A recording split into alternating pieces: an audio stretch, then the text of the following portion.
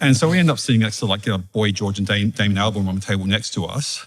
And we're like having a food fight and throwing, just going wild. And he could just do anything. There was just, we dropped 5,000 pounds that night on dinner. And it's just like, no one cared. So it just felt like rock stars during that time, I guess. Yeah.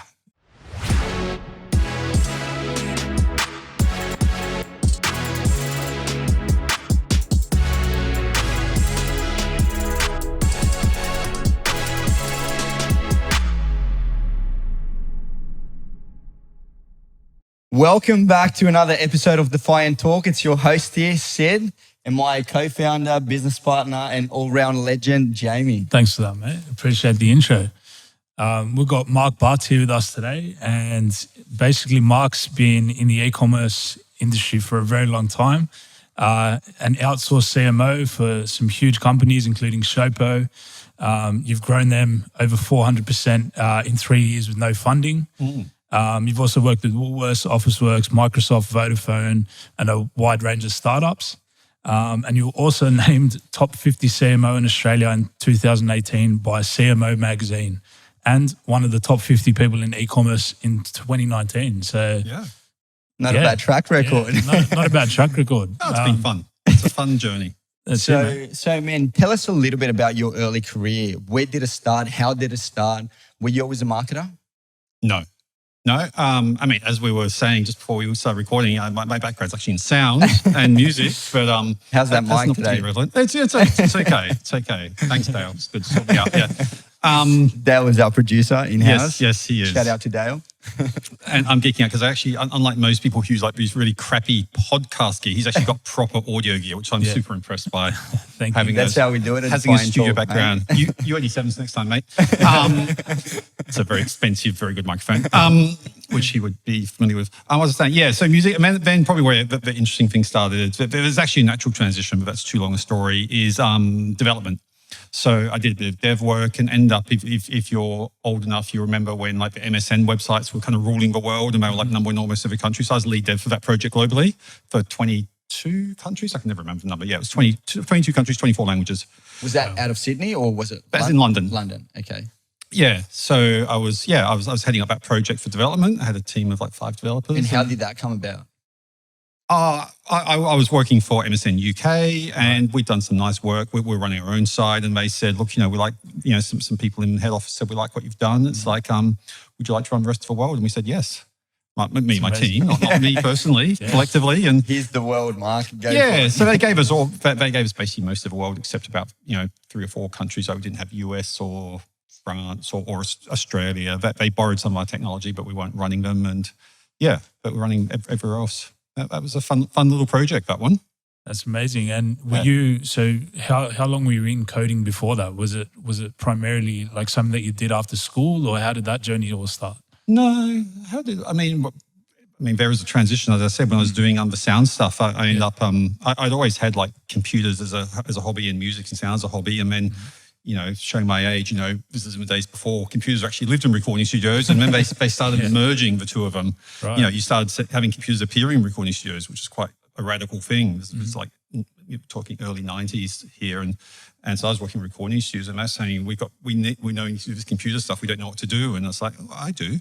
Yeah. And so I kind of made it happen. And and then I started getting interested in the whole multimedia thing was happening and the web thing was happening. And I kind of had, the audio skills and multimedia skills and some basic Photoshop skills and animation skills, but computer skills. I managed to combine them all and then kind of a web exploded and I thought maybe this will go somewhere and kind of rode that wave and it did.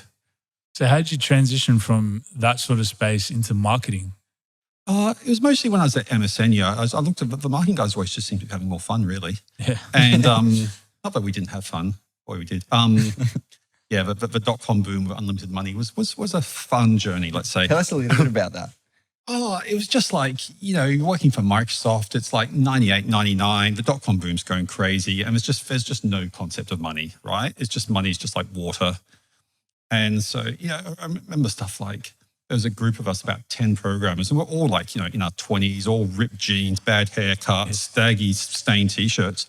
And we decided to go for dinner one night and we say, why don't we go someone says, "Oh, there's a new restaurant down the road, the Titanic. Why don't we go there?" And that was like the coolest restaurant in London at the time. And so we walk up there, and the bouncer looks at us like, "Who the hell are you guys? Why would I possibly let you in?" And my boss walks up to the guy, pulls out his gold Amex card with Microsoft written on it. And this is a .com boom. Yeah. And just literally just doesn't say a word, shows this gold Amex in the bouncer's face. Bouncer looks at it for 10 seconds, says, "This way, gentlemen."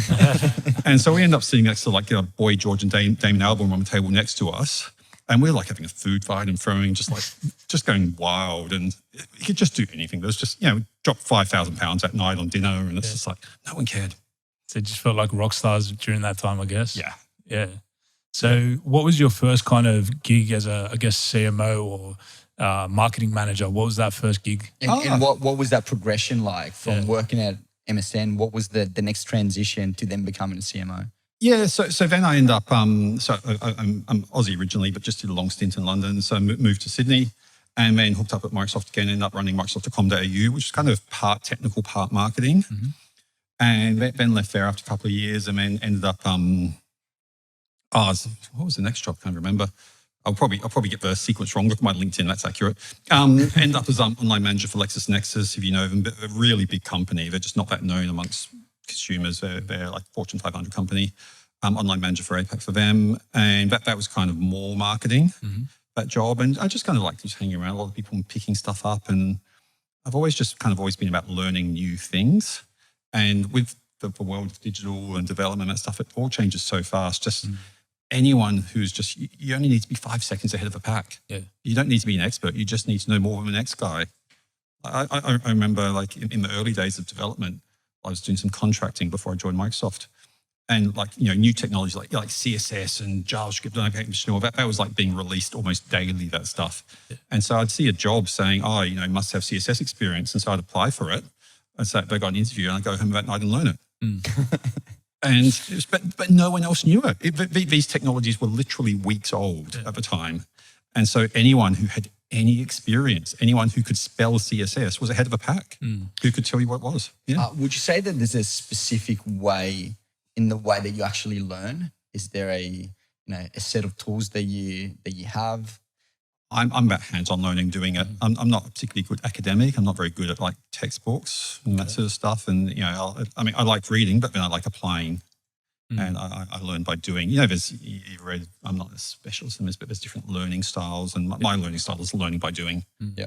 I think that's been a common thread with a lot of the guests. Like everyone that's really achieved something great has always just been someone that's willing to learn anything and just constantly dedicated to just pushing themselves further. And it just makes so much sense when you're always trying to be that, like you said, 5% ahead. You're always going to be finding new solutions and new and innovating, I guess. So when you joined Showpo, where were they sort of at the time you joined them, and how did that sort of transition look? What was the pivotal moment, do you think? Oh, yeah. So that they were hovering, I think it's just over 20 mil when I joined them, revenue. And there wasn't actually really a marketing team as such. There was different people, like the CEO was doing bits and there was some interns doing bits and there was other random people doing bits. But there was, from memory, no one in the company had the word marketing anywhere in the job title. Okay. And it's just been done piecemeal. And prior to me joining, they had identified one of their blockages for growth was having like good executive team in place. And so they hired a few people, and I think I was for first or second. I don't remember the executives they hired, second, I think. And and so part of my remit that was very clear when I was interviewing and talking to them was build a team. And so in the first 6 months I hired 5 people. And so there was a marketing team, but on day one, it was basically just me. What were the roles that you actually recruited for to be able to build that team? Yeah, so it's a good question. So I hired a CRM person because the email was a disaster and just being run by one of the graphic designers. And if you've dug into the history of Showpo, you'll hear some horror stories about that. When they quit, they stole our entire list and sold it to a competitor. It went to court. So if you Google what happened, you'll see. Wow. Yeah, it wasn't a good time. And I think that happened just after I joined, but I hadn't kind of locked down permissions and stuff yet. It was like weeks after I joined, I think. I hired a UX person, which is interesting. And I work with, a range of companies, small and large, and I have yet to find a company that invests unless you get into big mega enterprises who invest as heavily into UX as Showpo did. And I think that is to their peril. I think that was one of the secrets of our success was a real heavy investment in UX. Was that prior to you joining as well? Or would you say that was your directive to actually start pouring funds and money into UX? 100% me. Yeah. They were quite skeptical, but they went with it. And then I think, a year later, they said, can we hire another one? We've got too much work for this person to do. How important would you say UX is when it comes to e-commerce? Critical. Absolutely critical. Yeah. I love how the first two roles, so it's like a CRM person and then UX. Yeah, and there was a content person, an influencer person, and one I'm forgetting. Can't remember who the other one was, but there were 5. Don't remember. So it's pretty much like primarily just like the content and user experience. Like that was the pain point that you thought needed to be solved, obviously. Yeah. And the results off the back of that, what sort of transpired after building that team? Oh, it made a huge difference, actually. Just focusing on the customer. Mm-hmm. It's like it's not rocket science, but most companies don't do it. Yeah. I mean, I'll give you an example. On literally on my first day of the job, I still remember it was a Monday morning, as it usually is on most first days. Mm-hmm. Spent the morning, here's set up your computer, here's the toilets, here's the photocopier. And then in the afternoon, first day, I ran some user tests. Got the user tests back next morning, did analysis of them, presented to the team that afternoon, kicked off some A/B tests for next morning. And by, I think, midweek 2, revenue was up 10%. Wow. So, instant impact. Talk about optimization, right? Yeah, they just never looked at the actual real user journey. Most companies, and everyone says, "Oh, we're user focused, we're user centric, we love our users." They're not. It's rubbish. It's absolute rubbish. I was talking to a company this week who I shall not name because it's a company and they've done very well for themselves, but their user experience is awful, and they've got zero investment in user experience. Right. Yeah, I think that's actually a common thread. We see that a lot as well when we have clients come to us and they've got great creatives or a great brand, but the place that they're driving people to and when they're asking people to convert at, it's like a landmine, like walking through landmines, trying to get to a conversion. So you even see it with companies like Amazon. I think one of their values is client obsession. So they get obsessed with the way that they actually nurture that relationship with the client. Yeah. So last I heard, they were running 200 A/B tests on the site at any given time, and that was a couple of years back. So it was no doubt be high at this point in time. I'd love to see their UX team. That'd be definitely something to reference. Yeah, Amazon keep to themselves. I don't really know many. I've met 1 or 2, but I don't really know them. So Mark, in simple terms, how do you think about strategy? When you're walking into a business and you're uncovering certain things, like how do you think about strategy? Yeah, I mean, I don't have like a training or background in strategy, which is probably a bad thing. It's been on my mind lately whether I need to do some kind of SOP, formal kind of strategy thing. But look, I have a pretty good idea of what a successful e-commerce business is like, or a successful business is like. And I just basically go in and I stick my nose around and poke in dark corners. It's when I start a new engagement with a company and just have a look at what is not aligning to that. And there's always something. Most companies use experience, but there's other stuff like, they're not using data properly, or, their team structure is poor, or they don't have the right people in, or that sort of stuff. And just kind of help them get to that. And I think over the last 12 months, 100% of my clients have doubled in revenue or more, I think. So something must be working. Yeah. So essentially you don't have a framework that you follow. You walk into a business, you look for gaps, and then you apply solutions to that. Yeah, look, I think I have one in my head, but I have been thinking of getting that down on paper. Yeah, it's on my mind, but I can't. I'm often thinking it's like, if I had a framework, this would be in it, and this would be in it. But I do need to document it at some point. Online course. Yeah, it's here. We'll set it up for you, Mark. Online course. Little online course. Yeah, I've been thinking of running a course actually. Yeah, e-commerce strategy or something like that. I don't know. So on that note, what would you say are the 3 most important tips for an e-commerce store that's trying to scale? Trying to scale is probably the number one issue I see is, and this is going back to what I was saying earlier, is conversion rate, which usually comes back down to user experience. But because if you're, like I was was in Melbourne on Wednesday talking to a company, and they really want to scale, and they've got a really good product, and they've got a really good brand, but their conversion rate's horrible. It's 0.79%. It's like you just can't make money off that. Yeah. And there's just a lot of basic things. And people talk about conversion rate and they say, oh yes, let's A/B test and let's try changing this button from blue to green or something like that. And that's fine. That's one part of it. But so I'm going off a complete tangent here. But anyway, no, that's fine. Perfect. But that's the juice of it. That's what people want to listen to. But it's about looking at the entire thing. What actually happens on site. People are obsessed with red buttons convert better or whatever. I mean, there's a time and place for that, but it's like, what is their perception of the brand before they even arrive on the site? Yeah. And that's a big part of conversion rate. Yeah, exactly. And in some ways, everything we do about as marketers is conversion rate. So I'm quite obsessed with this. And sorry, I lost my train of thought. So what they say off the site and what their expectations of a brand before they even arrive. I mean, have you guys ever had the experience where there's something you want to buy or sign up for online, and you think this is great, this thing, whatever it is, and you go to a website, it's awful, and you spend half an hour bashing your head against the wall, but you buy it eventually, right? Was that optimized? It's not optimized, but you bought it. Because your expectations were set and the brand was set and the product was positioned in a way that drove you to buy. And so people are obsessed with removing barriers, but not obsessed with increasing motivation. It's both increase motivation, remove barriers. Yeah. And so, and so, there's, it all sounds very abstract, but stuff like, I'm doing some work with a company at the moment where it's like, what's your SEO meta descriptions? And this is like quite a complex product, and they've been running for years. They've never done any user testing. I did some user testing, and as I had suspected, but I'm wrong a lot of the time. But it was verified in this case that a lot of the customers didn't even understand the company's value proposition. And so we're going through and rewriting some of the meta descriptions. And so they're actually educated, because search is their biggest channel. That makes sense for them. So they're educated before they even arrive on the site. So, putting just some key messages in, and they're like a long tail player. They've got whatever 50,000 landing pages, I'm not sure, but make sure they're educated before they arrive on the site. And then when they go on the site, make sure those messages are echoed, and making sure people actually understand those messages.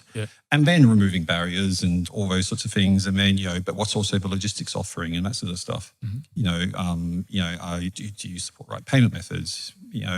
You've got Afterpay that's relevant for your, it's e-commerce. Are you shipping quickly? And, are you clearly educating that? Like the 0.7, whatever it was, % company, I was going through and mystery shopping their site and go and click on, I was trying to figure out when it would arrive. And so I'd go to the footer, look for the shipping link, great, click on that, go through and it says, click here to estimate your shipping time, great. I click and it just dumps me on an Australia Post site, which has this form saying, what postcode from, what postcode to. It's like, I don't know what postcode they're in. Why have you made your problem my problem? This is your problem as a retailer to solve. It is not my problem as a customer to solve. It's crazy. Like so many of these sort of traditional brick and mortar stores, they spend hundreds of thousands, maybe even millions on interior designers, architects, fit outs, everything like this to create a good experience in store. Then when it comes to their website, they don't see it that way, and it's literally your store online. So it has to have the same kind of thought process, I guess, and the same importance. So we've been talking about building brands and I guess that online customer journey. I would love to, hear your opinion, or if you have any advice in regards to what would you say to a kid that wants to start a drop shipping business in 2021? I don't know. Is there any margin in drop shipping? I know some people are doing it successfully. It's not a space I play in, to be honest. I don't like slim margin business. They're no fun. So I was chatting with just like someone socially a few days ago, and they were saying, I want to sell this online, and it was an $8 product. And manufacturing costs were 50 cents, but it's like you got $7.50 to play with. It's like, I don't know if you can even make money off that. And if you're running ads, CPAs would be, $15. Yeah, I mean, then you got to you got to pick it, you got to pack it, you got to warehouse it, you got to pay your transaction fees. It's like I just don't know if you've even got a viable business there. I don't know. So let's reframe that question. Sure. What about being difficult here? No. What about high ticket? I actually love that answer, because that's exactly what I've been trying to tell people. I don't know. Are you guys? What's the state of dropshipping? Are people doing it successfully? Look, we've had a few opportunities come our way over the last sort of week or two, especially, and we're just doing that exact same calculation. There's just no margins in it. I think, especially with the shipping, that's even with like high ticket stuff. So we kind of Yeah, so no, I think you're totally right. I'm so happy that you actually answered that question in that way. But let's reframe the question a little bit. What about if it was just someone looking to create an e-commerce brand for themselves? What would be the key things that these people need to think about? Yeah, it's really hard if you're starting from zero because, I'm a big advocate for brand. I've been on record for that multiple times. But at the same time, if your revenue is zero, it makes sense at that stage to run performance-based campaigns, whether that be Facebook or Google ads or whatever it might be. And to get yourself, it's basically, when you got a brand new baby, you don't get them doing hard work. Yeah. You just want to give them oxygen, which is cash flow. Yeah, exactly. Yeah. And so getting that first $10 million is a struggle. And, to be perfectly honest with you, I typically don't engage with businesses at that stage. Partly because they can't afford me, but partly because I can't add as much value to them. Yeah. But once you start getting above 10 million, then maybe 20 million, you're at that point where you've actually got some cash. You're not struggling to pay next week's rent. You've got hopefully a competent team, and then then it's like, how do we get to 50 million? And that's getting from 0 to 10 is in some ways easier than getting from 20 to 40. I personally find. Really? Okay. It's a different mindset. How does that mindset differ? It's about, like one of the services I offer, I've doing this for a couple of companies, is they have when companies have a head of marketing in place, and it's someone who's kind of like, got a few years experience, competent, smart people, great at executing, not so good at thinking, planning, growth strategy. And at that level, there's no real training courses available. You can't go to Udemy and think, how do I become a top CMO or whatever? There's no courses for that. And so what I do is I work alongside them and basically, have weekly calls, and it's kind of this weird mix of mentoring, training, consulting, advising, whatever. And so I work alongside these head of marketing and kind of help them build up maturity. And, sometimes I might do stuff myself, sometimes I get them to do it, whatever. And I was chatting with one of these guys the other day, and he's kind of grown from the company. They've gone from about I think he joined at 3 million, and they're at 10 million. And at 3 million, it was just hand to mouth. But at 10 million, he's got a team of 3 or 4 now, and they're doing quite well. They're making profit. It's like he needs to step back and start thinking about things that pay off in, a week. Yeah. And what is it that's going to pay off in a month or 3 months or 6 months? So I can't even remember the question, but it was something to do with this. Yeah. Long-term thinking in regards to strategy, which is, I have a question. Obviously, you're able to scale e-com businesses to the moon, right? Would you say that your ability to do that is completely dictated by experience and skill set? Or would you say that as CMO, there's a level of intuition that you have when you actually step into businesses? It's both. I read a study, I think a year ago, done by, it was like Gartner or one of them. I can't remember who it was, but Gartner or Forrester or something. And but they'd done this big survey of kind of top CMOs around Australia, and kind of looked at their skill sets and looked at their abilities. And it was interesting. I think it was just over half, like 55% or something of, and this is, banks and whatnot, leading CMOs hadn't had any marketing training, which one I thought was interesting. But the number one skill by some margin was commercial acumen. And that's one of the things I see a lot when I go into companies. I think I read an article about this recently, I think, where people spend a lot of their time doing what I call marketing-like activities. So they're things that they look like marketing and they feel like marketing. But it's like, where is this moving the business? And and that's one of the things I often uncommonly go into business and they say, and they're doing all this work on something. It's like, okay, how is this driving the business results? And it's usually not. So it's like, okay, let's stop that entire activity. Or let's reformulate it, one of the two. Let's completely pivot it. So ideation plays a huge part within the role of a CMO. Sure, yeah. But yeah, it's just being able to keep your eye on the ball and having enough experience to know what moves the needle and what doesn't. Like the classic one I see in heaps of companies, and is blogging, for example. Like Sorry? Blogging, Yeah. or like let's call it content marketing. Yeah. And a lot of companies are doing that. Every company needs a blog, right? Mm-hmm. You actually show to me how that is adding value to the company. And in some companies, it really is. I know one company is making probably about 5-10 million a year off their blog, but they're the exception. Mm-hmm. And people start saying, oh, it's brand awareness and that sort of stuff. Okay, that's great. I'm a big fan of brand awareness. But I've gone and done stuff like you put attribution tracking pixels on a blog and see who converts just on a view within 90 days. Still doesn't make money. Right. And What about SEO from an SEO perspective? Would you consider that vital?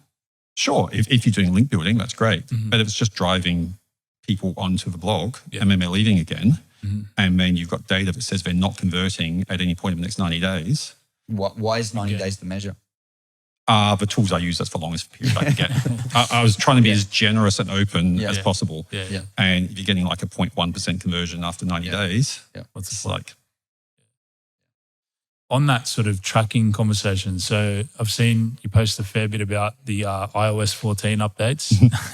Very, very interesting times for marketers around the world. Oh, God, yeah. What are your thoughts on where that's heading and how businesses should be thinking and pivoting? And if we could please have an explanation about what iOS 14 update actually is going to look like and what it is. Yeah, the funny thing is... So, okay, going back here, iOS 14.4, 0.5, or whatever it is, what the version that's coming up next is going to have a feature where there's this thing called IDFA, Identifier for Ads, or I can't remember what it stands for, which is a unique identifier that's in your phone that enables you to track actions that are unique from your phone to like installing apps or, completing ads and that sort of stuff. And Apple's essentially turning that off.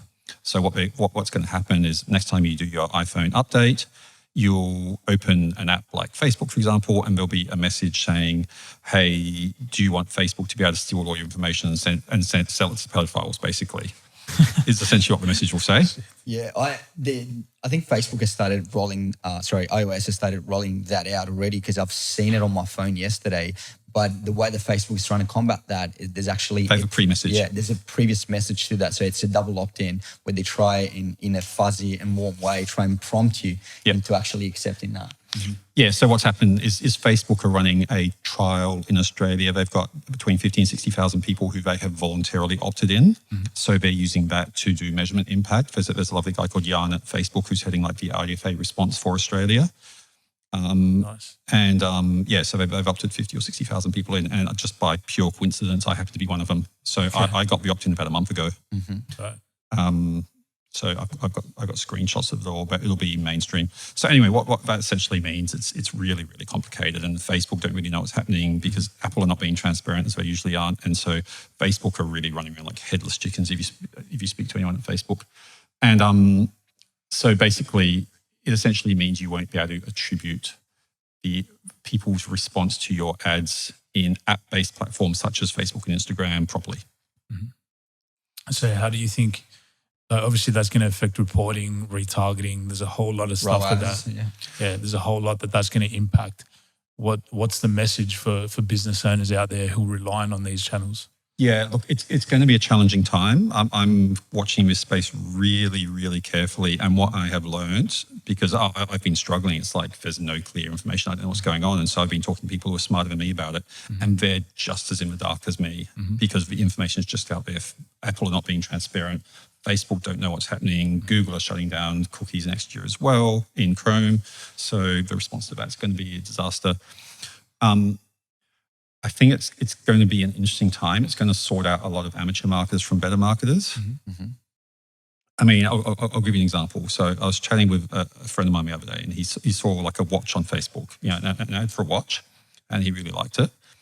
And so he kind of clicked through and he had a look at this watch, and he thought, oh, this is pretty nice, and kind of forgot about it. Then like a couple of weeks later, he remembered it, and he thought, I could go back to that site and buy it. But they've probably switched to a 7-day attribution window. And so because Facebook forced them, and so as a result of that, I can't buy it because it won't be credited properly to that ad. Now, that's the conversation you've got to make down the pub, right? Is that the conversations you're having? We understand it. I don't know how many I people. have similar conversations, but I think for most of our listeners, they'll be like, But that's a problem. That human actions don't change. It's just the way we measure them, and that's what people think. Measurement of actions is reality, and it's not. It is just a proxy measure for human interactions, and so human actions aren't changing at all. Yeah. It's just how we measure those changes. And so, Facebook recently switched from 28-day default to 7-day default, and so your ROAS has gone down. It hasn't made one tiny bit of difference, one speck of difference to how much money is going into your bank account. Yeah. But having said that, when their IDFA is fully rolled out, Facebook will actually have less data, and so their ROAS probably will drop. But then CPMs may drop as well to offset it. Yeah, I think that's where we sort of got to in the end was the most important part. Like, it's just the actual tracking that is going to look worse, but there's still humans absorbing this content, taking action, clicking on ads, purchasing products. I mean, there'll be a limited way of retargeting also, right? Which will it's actually not clear. Yeah, it's not clear, but you could expect that, if your data, if you're not able to track as many people coming through, then naturally that is going to be affected. But again, who knows? Yeah, but then you look at with Google shutting off cookies next year, and you guys across the whole flock thing that Google are pushing, federated learning of cohorts. Yeah, and so that's going to completely change the game as well. But one-to-one targeting is possibly, and it's not that they did that blog post last week, which was really poorly written, was very vague. But that's not clear what the impact is. But it's not one-to-one. I'm still not clear what the difference is between flock and affinity groups or in-market audiences. It just feels like that on steroids. But it changed the game. I think one of the focuses and the way we're kind of thinking about all of this, everything that's happening, is that really for us, creative is going to become more important than it ever has been. And I think that's the message that we're sort of sharing with our clients and our team internally. It's like being able to create stuff that just resonates so well with a cold audience. Yeah. The better you can do that, the more effective overall you're going to be. So the challenge is we've got this kind of group of this cohort of marketing managers who've been raised on digital attribution. And, I talk all the time to companies, as you guys probably do. I probably have different conversations, but who think that Google Analytics is reality. And it's just not. And the problem is it's going to get further from reality. And, reported ROAS is going to drop. And you're going to have all these clients who I'm guessing are going to bang on your door and they're going to say, Jamie, what's happening to our campaigns? Why has our ROAS gone from 8 to 5? And it's like, are your sales down? It's like, no, but our ROAS is down. And it's like, and you'll probably lose a few clients at that point. I'm guessing, I don't know. There's actually a quote that Jamie always uses, which is like, you don't take ROAS to the bank, you take cash to the bank. So is your revenue within the store increasing or? Yeah, I asked that someone the other day. It's just like, they were complaining about Google attribution. I was saying, well, that's great. How big is the check that Google's writing you every month? Yeah, exactly. It's like, they're not. It's like Google's not reality. It's just a report. But selling that to clients and end users who have been raised on these, they're not lies, but they're limited truths. I think the reason why we're recording this podcast too, it's because we're going to use it as a snippet to clients. Hey, listen to Mark. It'll be an email blast following this. But the question is then what to use instead. If ROAS has gone, we'll cut this out. No. But there's lots of great measures. I'm not saying there's no measures, but you have to put in place measures, and they're measures people are not comfortable with, where people are used to saying, our ROAS is 8.13 in the last 28 days or something, and we're going to have to move to a world where it's just like, well, this collection of activities returned this ROAS over the last 6 months. I don't think it'll go to that extreme. It might, but that's not a bad way. People are still spending millions and millions of dollars on TV advertising, and what's for post-click? What's for GA attribution of TV advertising? It's zero. Yeah, exactly. I ran some TV ads last year, and I can tell you it made money. I can tell you for absolute certainty, just not in GA. So to simplify all of that last sort of 10 minutes for everyone listening, so focus heavily on creative, focus also on the post-click experience and the user experience. I think that's a very common thread that we've been talking about. And also, just don't get caught up in the metrics and the vanity of it all. Look at the sort of overall sales uplift and things like that. I think that's a simple way to kind of Sure. And I'll add one more to that list. Add one more. Is understand who you are, which most companies do not. Okay. Most companies don't understand who they, and particularly smaller companies. You got Commonwealth Bank, they do, but most like I was working with a company a few months ago who were about $180 million, and they didn't actually have a coherent messaging or brand strategy. And so they want to start investing in brand. Well, the brand is not just your name. Defiant isn't a brand. Defiant is, that's just a name, that's just a logo. But what does Defiant stand for? Are you standing for great performance? Are you standing for creative? Are you standing for, what are you standing for, and how you're presenting that and how you're messaging that? And if you want to invest in brand, you need to have that stuff in. Otherwise, your investment will just not be as powerful. And as you said, combined with great creative. Amen. How important would you say it's going to be through the next 12 months in regards to actually owning traffic? So things like email marketing, SMS marketing. Would you say that that's your prediction in regards to where marketing will be moving towards? Yeah, there's certainly a lot of talk about that, and everyone's saying the response to the whole death of privacy and one-to-one marketing and whatever is first-party data, and which in practice means just building email lists. I'm in two minds. I am investing in that with a couple of companies, and we are doing that. Both email and SMS marketing, just one-to-one. Yes. Yeah, correct. Yeah, whether that will be the panacea, I'm not convinced yet, but because we're operating this massive vacuum right now, and in 3 or 6 months' time, we'll look back at now and think, oh gosh, that was so silly, we're thinking whatever. But it's something that's not going to change, and it's something that's reliable and predictable. But we don't even know we're going to be able to do remarketing in 6 months' time. Yeah, exactly. Or Facebook remarketing and then Google remarketing in 12 or 18 months. Do you remember when they're turning cookies off? I can't remember. It's end of next year, I think. End of next year. Yeah.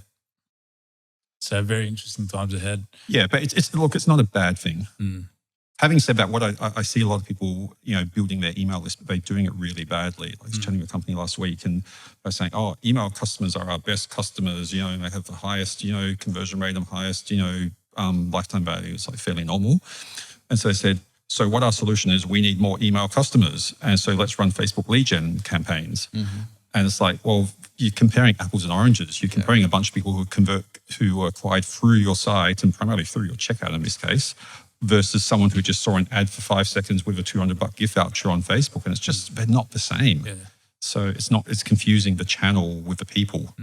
So just acquiring emails isn't just a golden ticket. It's acquiring quality emails. And I've done a bunch of Facebook lead gen campaigns, and most of them have a poor ROAS. If you actually look at the lifetime value of those customers. So we actually caught up for coffee about a month or two ago. It's probably about 2 months ago now. And there's been something that's stuck in my mind. There's been something that's stuck in my mind ever since. Was it my coffee order? No. I can't remember that actually, but I know exactly what you're about.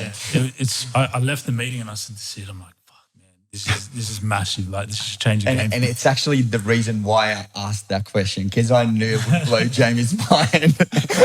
Okay, I'm intrigued now. So we sat down with Mark and we basically just asked him for advice on the agency and, what are some tips on how we grow? And then Sid actually asked, like, you've worked with a few agencies now. How do these agencies get those massive clients, like the big brands and things like that? And how are they perceived by people like yourself? Yeah. And we said, we're ranking SEO #1. We're doing all this cool stuff. Like, how do we get those big brands?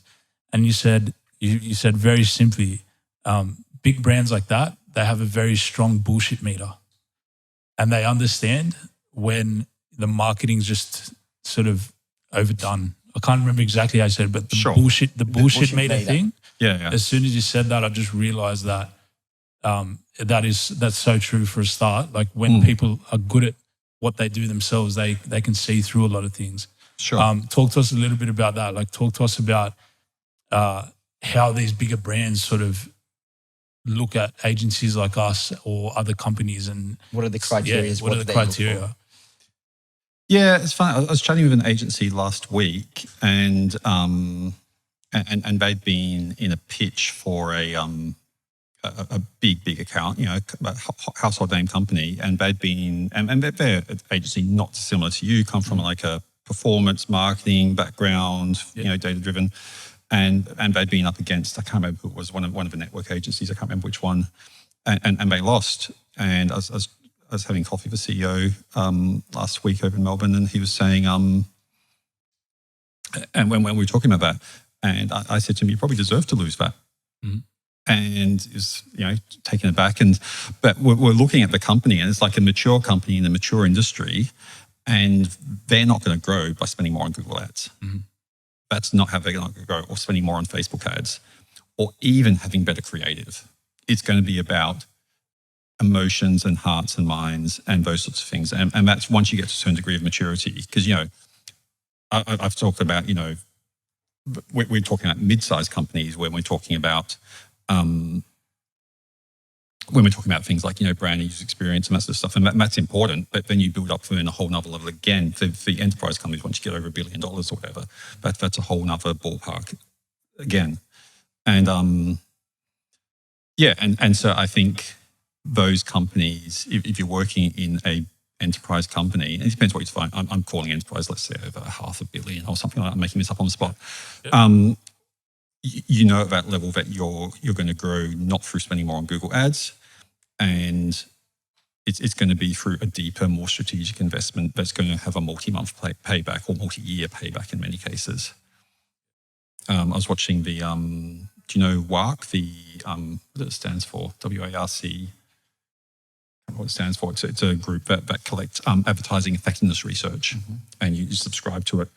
And they're working on this thing called the creative effectiveness ladder. And they were talking like as a minimum having a 3-month payback, whereas you're probably living in a world of 7 to 30-day payback. And so it's just a different position, and they'll see like you come in, and they'll say, that's great. And some companies, they just need to do digital execution. There's nothing wrong with that at all. I mean, I built my career on that. Yep. But I think that they'll see it's not so much about bullshit. It's just like what you want and what we need is not the same thing. Yeah. Does that make sense? Yeah, absolutely. I think actually now that you just said that, the question was actually, we'll ask you about some of the other agencies out there. Again, some of our competitors. Won't name names, and you just kind of said like, the reason that these guys don't have those big clients is because the bullshit meter is super strong, and using terms like will skyrocket your revenue and will this and that and blow up your business. Like, big brands just see right through that shit. I would think so. Yeah. Yeah. So, but at the same time, most of the network agencies are really terrible at digital execution. I worked with a network agency on a project several years ago, and they were running a Google Ads account that was getting a 10% ROAS. Right. Now, just think about that. For every $10 they were spending, they were making $1, which is probably not a great way to grow a business in my experience. It was for a Fortune 500 company, but I went through and did a few tweaks and got up to 1-to-1, 100% ROAS, which is an improvement, but still not making any money. So you can share their email later if you want. we can step in. But nah, yeah, that's just kind of sat with me ever since. And I think obviously we're not. I think another thing that came out of that meeting too is sometimes it doesn't actually make sense to go for those big clients because that working with a client that's massive, like a massive enterprise company, would actually infiltrate your culture as a company as well. So just finding that sweet spot of, and again, what you said before, being true, knowing who you are, knowing what you're trying to do. I think, we left that meeting very, very clear and inspired. Yeah. So it's a good you can phrase. Change, but you need to do it well.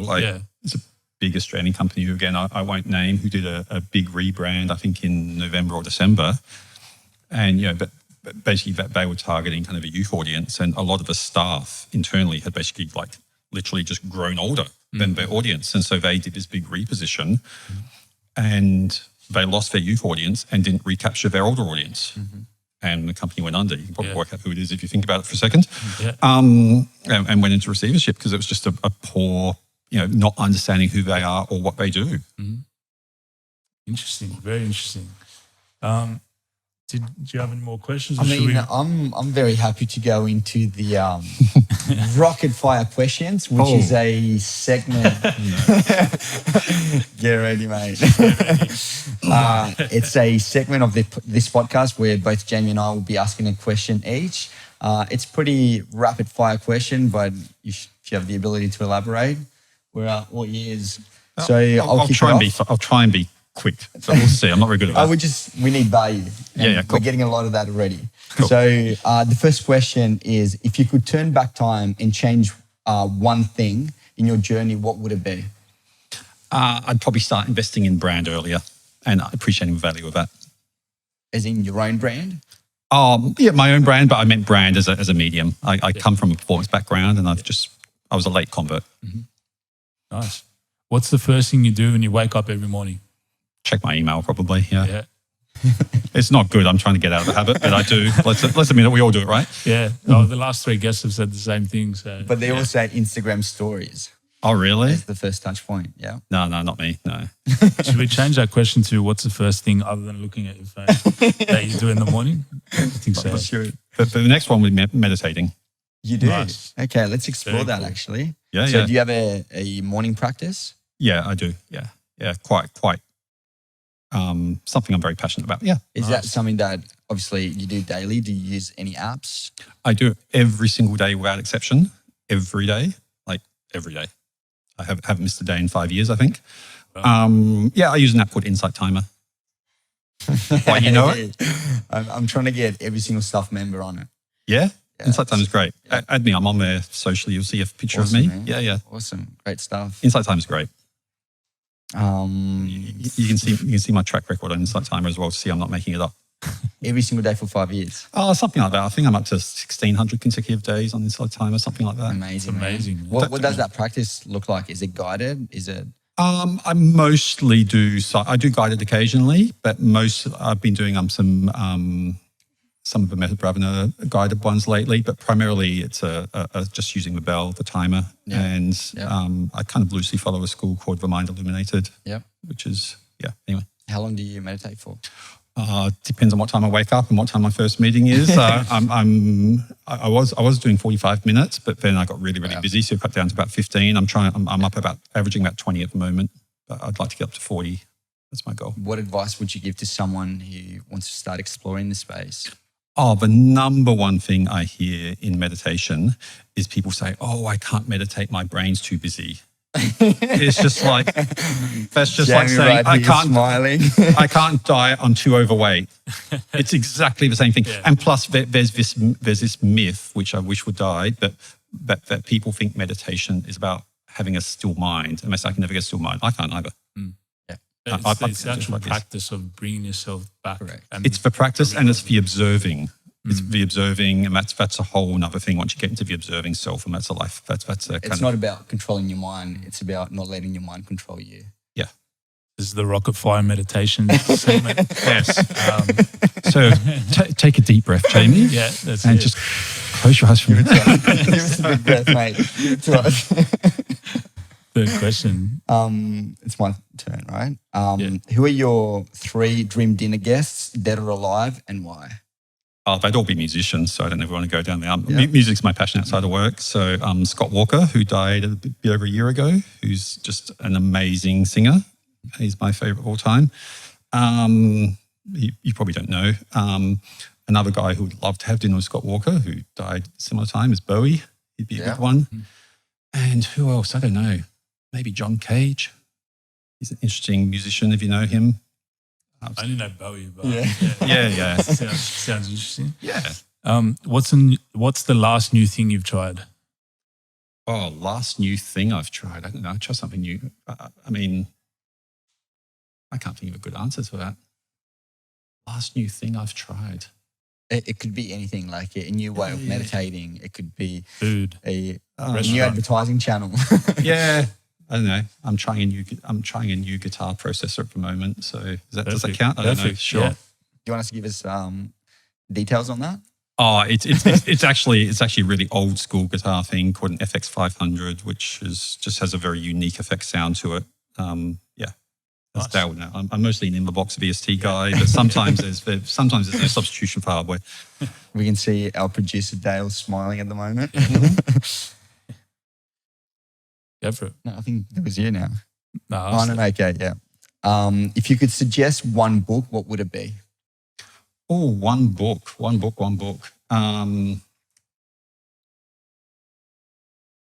I'm a fan of Aldous Huxley, but that's not like really business more.